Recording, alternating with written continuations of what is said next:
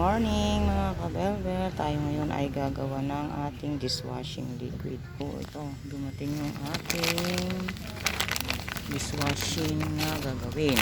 Yan, bali apat yan. Tapos ito ngayon ay naglagay ako ng 13 liters na tubig, poso. Pwede ring mineral kung gusto nyo. Tapos nilagay ko na rin yung surfactant hanggang matunaw ito. Saka natin ilagay yung ating thickener. So ilalagay na natin yung ating thickener. Ang konti natin ilalagay yan. Habang binubuhos natin, nahalo natin. Okay.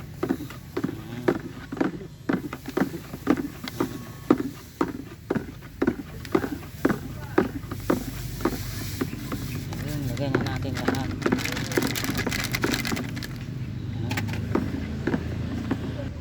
So ilagay na natin itong yung ating 45 bubble booster. Haluin natin. Yan, ilalagay na natin yung ating fresh calamansi. Shake muna natin siya. Shake mabuti, tapos lagay na natin. Habang nilalagay natin ating haluin.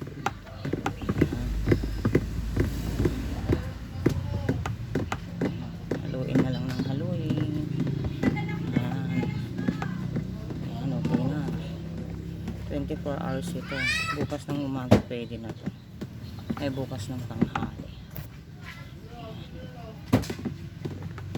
Haluin lang natin. Haluin lang.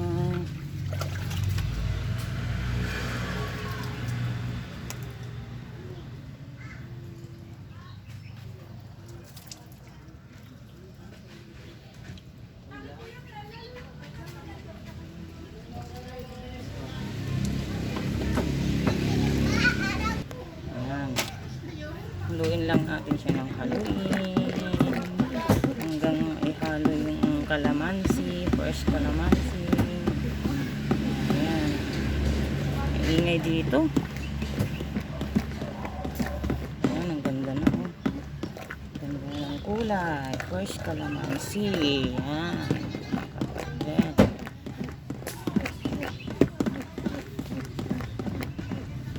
Bula mabula. Ayan. Ganda. Thank you for watching mga kabelbel. Next video ulit. Thank